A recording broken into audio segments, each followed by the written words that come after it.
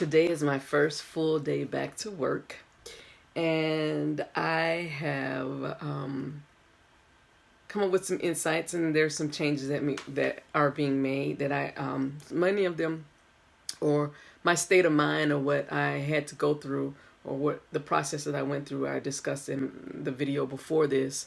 But long story short, if I even know how to tell a short story.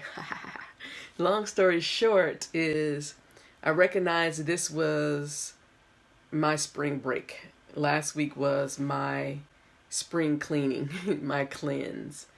And I had to get back to myself.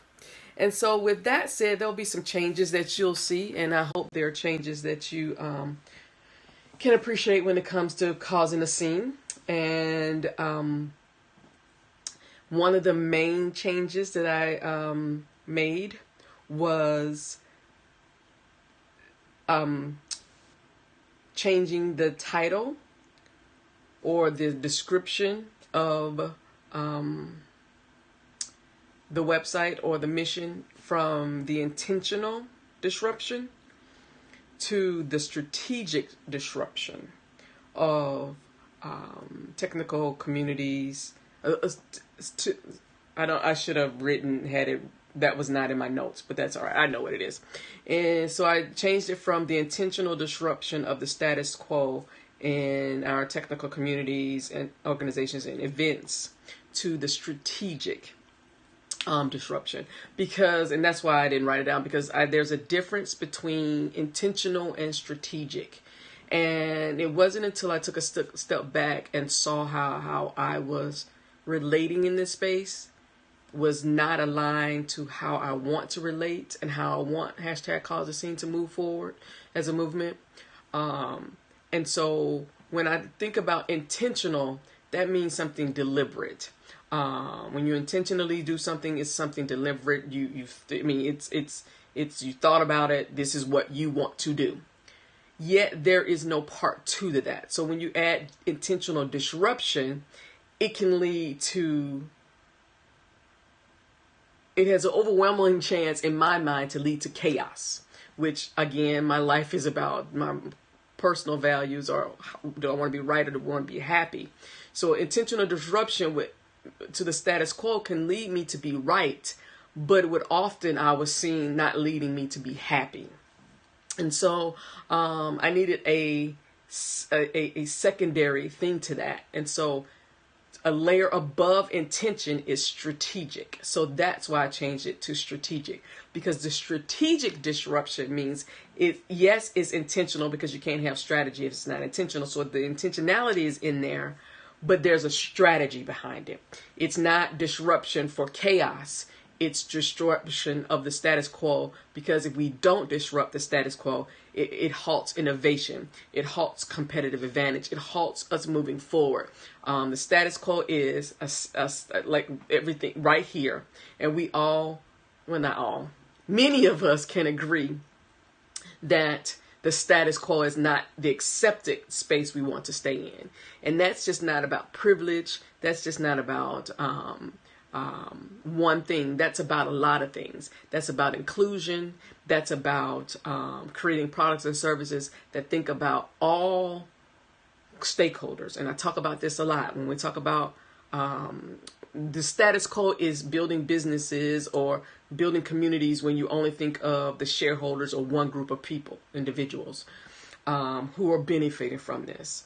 And yet everyone around that system may be unintentionally or intentionally harmed, or not receiving the same benefits as those that were intended for. But when you look at all stakeholders, and I'm talking about a business here, you're looking at, when business leaders are looking at all their stakeholders, they're looking at people who want to work for them, who want to partner with them, who want to buy from them, and who want to invest in them. And so as you can see, how I've put this, and when I did this, it was unintentional. There's a hierarchy of needs. Yes, the customer is important, but if you don't have great employees and great partners, the customer experience is going to suck, and then the investment experience is going to suck. So I'm moving away from being just intentional to strategic. So you will see me changing that when I come across it, because I've put the tagline in so many different places. So you'll see that I'm moving from intentionalities to strategic. And you know me, I'm about understanding and defining words. So these things are very important. So some people they may not see the nuance. They may see it as the same, but it's not.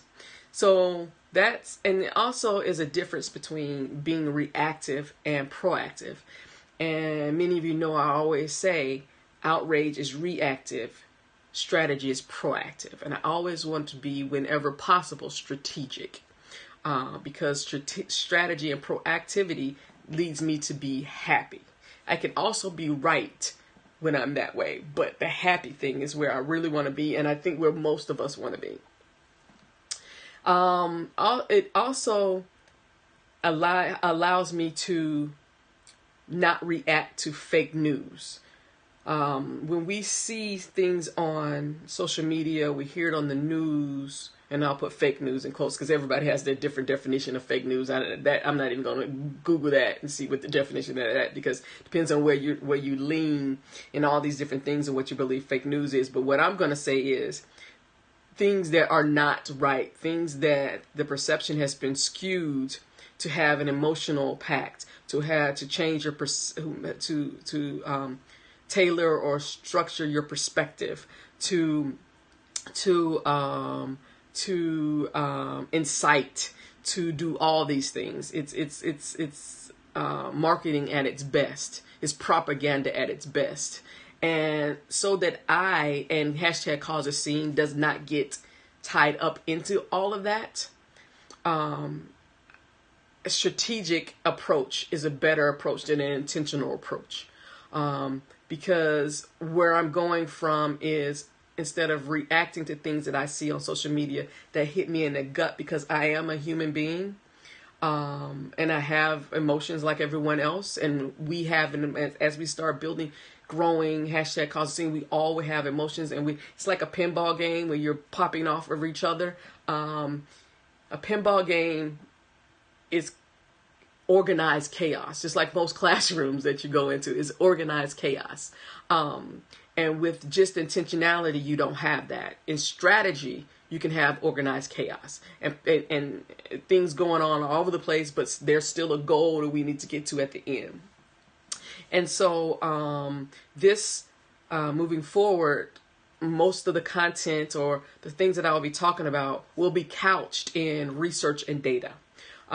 Because at my heart, I'm an educator and a researcher. And I think staying in my lane, although I'm a very passionate person, and I do tend to, I have the capacity to be emotionally driven. Again, though, I want to be right, I want to be happy. And also when this movement is accelerating as it is really quickly, do we want to be driven by emotion? I really don't. I want to be driven by, and passion is a great thing, but passion without strategy, again, leaves just a possibility of chaos. And so I'm going to be inserting as much research and data into the things that I'm doing as possible, bringing in other people who are experts in certain things, having conversations that are not couched in, you're wrong, you're just doing that, that's because of this, but let's have a civilized conversation. Let's have a constructive conversation so that we can move our communities and organizations and events forward. And a lot of this came from how I've defined these different terms. Like if you've seen the shirt, it's privilege equals access. And I love that. And I'll talk about that more tomorrow. So I'm going to leave that right there, because when I talk about privilege equals access, it's not privilege equals white men or white culture or white this. Because as I talk to people in other countries, privilege is different in other parts of the world. So when we talk about privilege, we want to talk about access. And that's how I want to talk about it. I want to talk about access. And how do you use the individuals who have privilege, who have the access to and benefit of all. So I'll talk about that more tomorrow. So I want to say one of the reasons I want to end on this is because as a researcher, there are two things that are important to me, and it's validity and reliability. And I did write these get these definitions. So validity is the quality of being logical and factually sound, a soundness. So when we're talking, we want to be, yes, we can be passionate, but we want what we're saying to be logical. And that's, again, a shift from intentionality to strategic. And we want our, what we're talking about, the content we're sharing, the relationships we're building to be reliable. And that's a quality of being trustworthy or of performing consistently well. But we're going to talk about it in scientific terms, which is a subsect of that definition, the degree to which the result of measurement, calculation, or specification can be depended on to be accurate. So as I move forward, to scale the strategic disruption, I have to be couch it in a way that it can be replicated by others, that we can have the hashtag causeascene movement happening all over the world, and all of us communicating the same consistent message, and that happens with validity and reliability. So this is why I'm going to be intentional about being less emotion driven when I'm responding to things.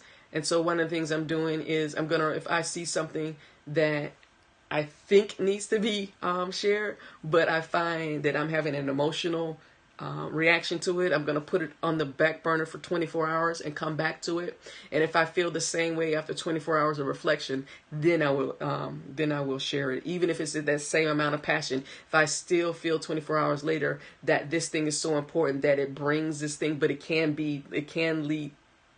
help drive the strategic disruption, that's how I'm going to move forward. So I hope you understand where I'm going with this. I just need to be able to ensure for myself and for others, particularly the people who could be impounded negatively about this, people from underrepresented and marginalized communities, that what I'm sharing, what we're building is positive for all of us, and that we all feel safe and welcome in sharing this content with others, and getting as many people of privilege, which mean people with access, to come on board and help us strategically disrupt the status quo so that we all benefit, so that innovation in this space happens for all of us. So thank you and have a wonderful day.